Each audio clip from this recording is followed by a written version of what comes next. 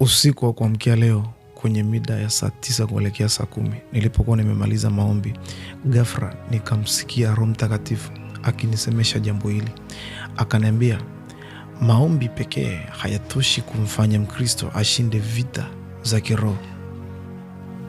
Wakati anasema hichi kitu, kwangu nilikuwa ninashangaa, kwa sababu niliamini maombi pekee yanaweza kumfanya Mkristo ashinde vita yoyote ile ya kiroho. Ndipo alipoenda mbali zaidi, akaniambia, fungua Biblia yako. Akanionyesha kwenye Zaburi 27 mstari wa 3. Biblia anasema hivi, anasema, jeshi lijapojipanga kupigana na mimi. Roho Mtakatifu akaniambia, nataka nikuonyeshe utofauti kati ya mtu aliye gizani na Mkristo aliye nuruni.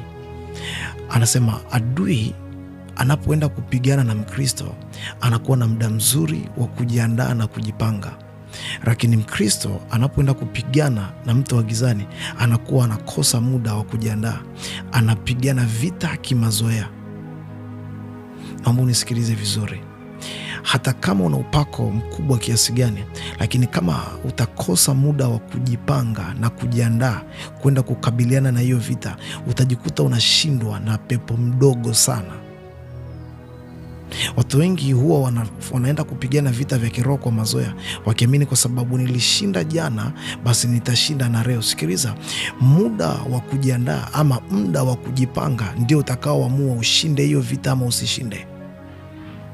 Wenzetu upande wa giza wako serious na hizi vita, na ndio maana Biblia imeweka wazi, anasema jeshi lijapojipanga, sio tena mtu mmoja, ni jeshi. So wana muda mzuri wa kuwa na maandalizi kwenye namna gani ya kuweza kutushinda kwenye vita. Afu leo hii kuna Mkristo anataka ende kupigana vita vya kiroho kimazoea tu, akisema kwamba nitaenda, nitafanya hivi, nitashinda. Sikiliza, siko hapa kukutia moyo, niko hapa kukuambia ukweli. Kama hautakuwa na muda wa kujipanga na kujiandaa vizuri, hiyo vita adui atakushinda.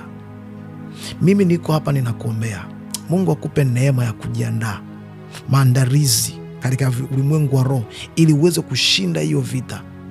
Hata kuna mahali kwenye Biblia anasema hivi, andaeni silaha. Yote inaonyesha namna gani vita inatakiwa iwe na maandalizi. Kuanzia leo usipigane vita pasipokuwa na maandalizi ama kujipanga, na ninakuombea Mungu akusaidie katika maandalizi yako, uwe na nguvu ya kutosha ya kuweza kushinda hiyo vita katika jina la Yesu. Amen.